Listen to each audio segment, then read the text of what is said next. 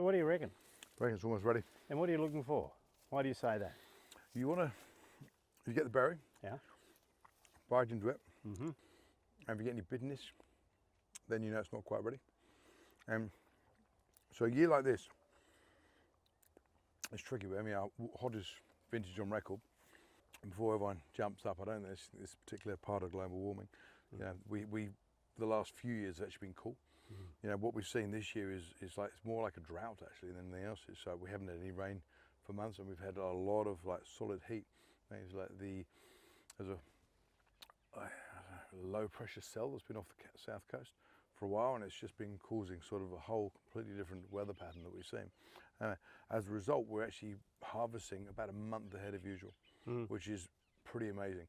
But what that means is you don't get all the, I guess, the flavour, the phenolics building up, so you need more time on the vine. Yeah. So it's a question, you know, this is like going to be a year where the winemaker is probably the most important thing. Yeah, normally every year we say everything we do is in the vineyard.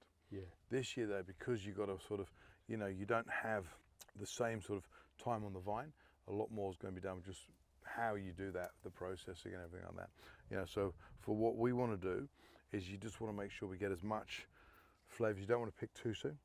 You know, and I've seen some like places this year where some bunches were ready and others on the same vines were not quite ready. And that happened in some of the Merlots. So then when you're hand picking, you got to make sure anything that doesn't look quite right, you just leave.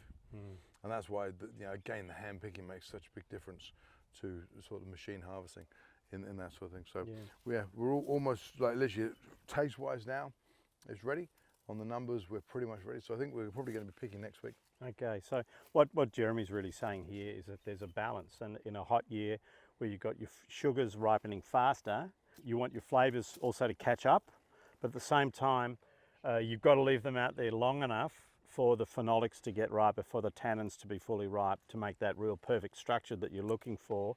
And if you leave it too long to get your tannins right, you could lose your fruit. The fruit can all taste like it's been cooked or raisined in the wine, and that's what you don't want. So it's a real balancing exercise. And Jeremy, thank you for explaining to us here. So here we are with some of the, these are the vines that go into, these are the new Bordeaux clones, aren't they, Jeremy? Correct, these go yeah, you can see these been grafted. Yeah, into the Peccavi Cabernet. So this is the standard Peccavi Cabernet, which the current vintage is 2019. We've done a tasting of that, and that'll be on the site very shortly. But this is where that wine is made, and these are the new clones. So this is a very significant planting, not only for Cabernet Sauvignon in Margaret River, but also for Cabernet Sauvignon in Australia, because it's really just helping to push the boundary again of quality with the introduction of the latest material.